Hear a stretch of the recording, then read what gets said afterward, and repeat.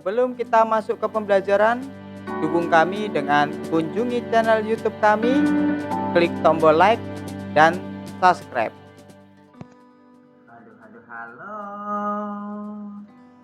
Semoga hari ini kalian dalam keadaan sehat. Pagi ini kita akan belajar tema 2, persatuan dalam perbedaan. Subtema 2, bekerja sama mencapai tujuan, pembelajaran yang keempat. Sebelum kita masuk ke pembelajaran, apakah kalian sudah merapikan tempat tidur? Sudah mandi? Menggosok gigi?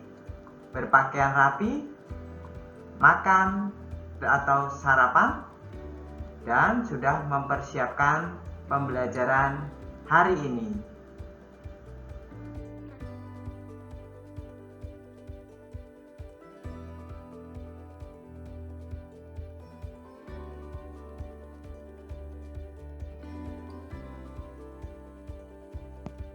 Dalam pembelajaran yang keempat ini, kita akan belajar PPKN, menelaah persatuan dan kesatuan terhadap kehidupan berbangsa dan bernegara, serta dampaknya, dan bahasa Indonesia, menggali informasi penting dari buku sejarah menggunakan aspek apa, di mana, kapan, siapa, mengapa, dan bagaimana.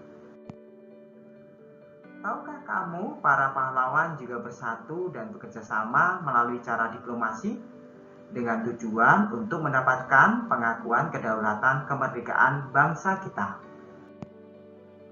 Upaya mempertahankan kemerdekaan Indonesia tidak hanya dilakukan melalui pertempuran, namun juga dilakukan melalui jalur diplomasi seperti perjanjian dan perundingan, seperti perjanjian Linggarjati, perjanjian Renville, perjanjian Romroyen, dan konferensi Meja Bundar.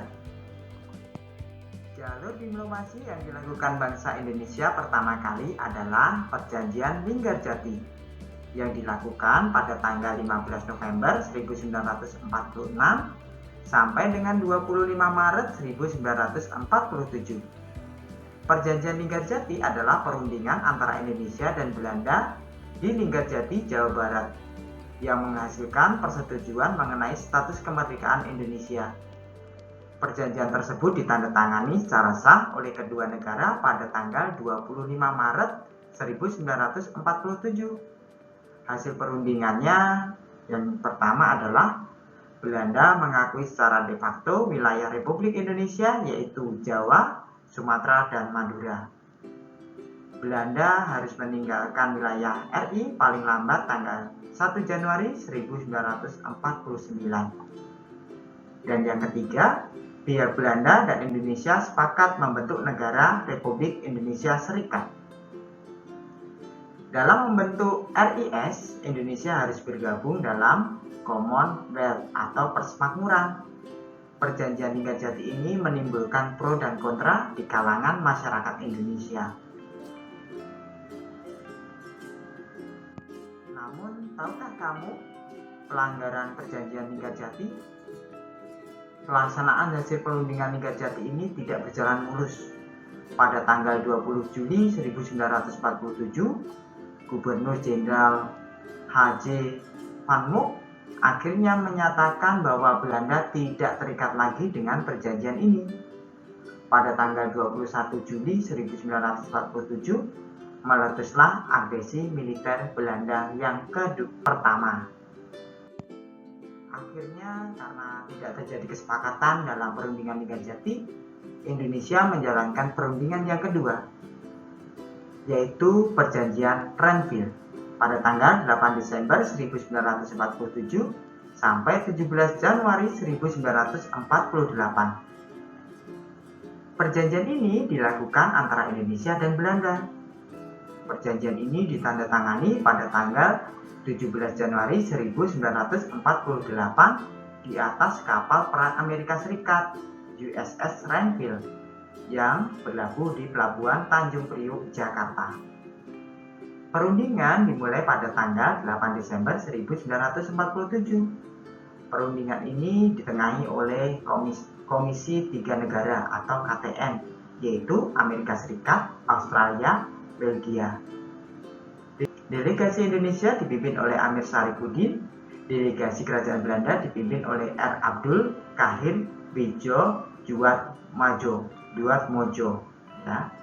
Hasil perundingan adalah Belanda hanya mengakui Jawa Tengah, Yogyakarta, dan Sumatera sebagai bagian wilayah Republik Indonesia. Yang kedua, disetujuinya oleh sebuah garis yang memisahkan wilayah Indonesia daerah pendudukan Belanda. Yang ketiga, TNI harus ditarik mundur dari daerah-daerah kantongnya di wilayah pendudukan di Jawa Barat dan Jawa Timur. Indonesia juga melakukan perjanjian Romroyen yang dilakukan pada tanggal 14 April 1949 sampai 7 Mei 1949. Perjanjian ini dimulai pada tanggal 14 April 1949 dan ditandatangani pada tanggal 7 Mei 1949 di Hotel des Indiens, Jakarta. Nama perjanjian ini diambil dari kedua pemimpin delegasi, Muhammad Rum dan Herman van Rompuy. Tujuan perjanjian ini adalah untuk menyelesaikan beberapa masalah mengenai kemerdekaan Indonesia sebelum dilaksanakan konferensi meja bundar di Den Haag, Belanda. Hasil pertemuan ini adalah Angkatan Bersenjata Indonesia akan menghentikan semua aktivitas gerilya dan pemerintah Republik Indonesia akan menghadiri KMB. Yang kedua, pemerintah Republik Indonesia dikembalikan ke Yogyakarta. Dan yang ketiga, Angkatan Bersenjata Belanda akan menghentikan semua operasi militer dan membebaskan semua tawanan perang. Akhirnya, dalam konferensi meja bundar, Indonesia bisa hadir. Sehingga pada konferensi meja bundar yang dilakukan tanggal 23 Agustus 1949 sampai 2 November 1949, dihasilkan kesepakatan sebagai berikut. Yang pertama, Belanda mengakui RIS sebagai negara merdeka dan berdaulat. Yang kedua, status Irian Barat diselesaikan dalam waktu setahun setelah pengakuan kedaulatan.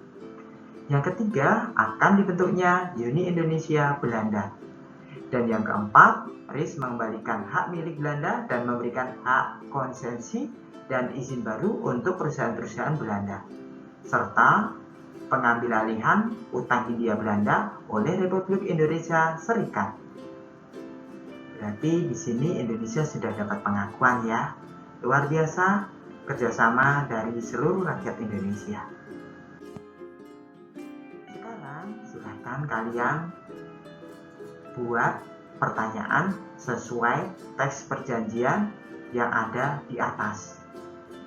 Boleh berkombinasi berbagai macam perjanjian asal menggunakan kata tanya dengan aspek yang pertama adalah apa, yang kedua mengapa, yang ketiga siapa, yang keempat bagaimana, yang kelima kapan, dan yang keenam adalah di mana. Silahkan kamu buat pertanyaannya dan tulis di buku tulismu serta kirim ke kantong tugas yang sudah disiapkan oleh gurumu. Kamu sudah mengetahui bahwa upaya mempertahankan kemerdekaan Indonesia juga dilakukan melalui upaya diplomasi untuk mencapai tujuan atau mencapai kesepakatan. Agar tujuan diplomasi tercapai, maka diperlukan kerjasama dan persatuan dari semua pihak. Apa makna persatuan dan kesatuan? Maknanya adalah bersatunya seluruh rakyat dalam mencapai tujuan bangsa, yaitu Indonesia yang sejahtera, adil, dan makmur. Bagaimana contoh penerapan persatuan dan kesatuan dalam keluarga? Yang pertama adalah menghormati anggota keluarga, saling menolong apabila ada kesulitan seperti membantu pekerjaan ibu. Yang ketiga, berbakti kepada orang tua. Yang keempat, orang tua memperhatikan putra-putrinya dan mendampingi dalam belajar.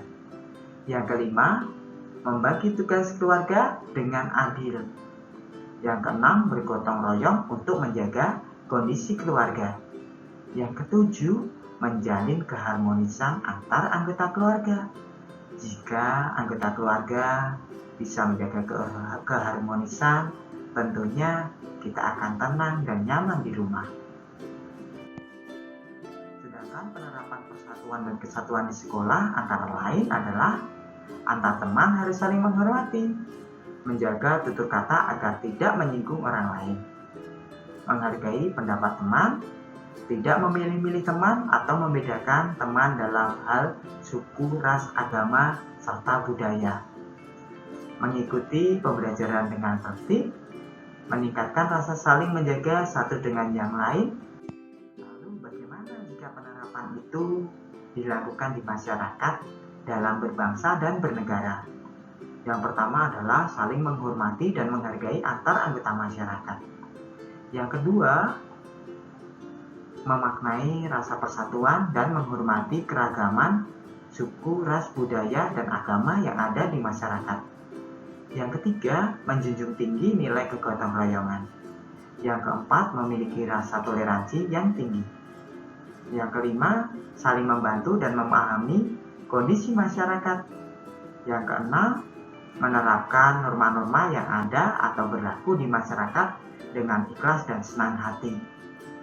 Nah, itu semua adalah penerapan nilai persatuan di sekolah, di rumah, di masyarakat. Lalu apa manfaat dari persatuan dan kesatuan? Manfaatnya adalah terjaganya kerukunan di tengah banyaknya perbedaan, memudahkan masyarakat dan negara untuk berkembang, terciptanya suasana aman, nyaman bagi seluruh warga negara. Apabila ada gangguan dari dalam maupun luar negeri, akan mudah diatasi. Tujuan negara bisa tercapai. Masyarakat akan hidup dengan tentram. Kamu sudah mempelajari tentang bagaimana menerapkan persatuan dan kesatuan di rumah, di sekolah, maupun di masyarakat. Nah, setelah kamu sudah tahu kan apa manfaatnya? Sekarang jawablah pernyataan berikut ini dengan memberikan tanda cetan pada selalu, sering, kadang-kadang, atau tidak pernah. Sesuaikan dengan kondisi kamu atau kondisi realmu yang kamu lakukan dalam kehidupan sehari-hari.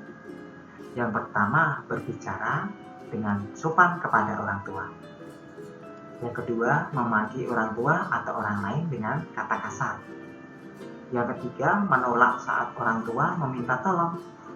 Yang keempat, membantu orang tua mengerjakan tugas rumah seperti mencuci piring, membersihkan rumah, merapikan tempat tidur, atau menjaga adik. Yang kelima, belajar rutin setiap pukul 19 sampai 21. Yang keenam, mengikuti pembelajaran yang dilakukan guru sesuai kesepakatan. Yang ketujuh, mengerjakan dan mengirimkan tugas yang diberikan guru tepat waktu. Yang kedelapan, melaksanakan ibadah tepat waktu sendiri maupun bersama orang lain atau keluargamu. Yang kesembilan, menghormati tetangga dan membantu tetangga yang sedang kesusahan atau membutuhkan. Yang kesepuluh, bermain bersama teman dengan sportif dan jujur.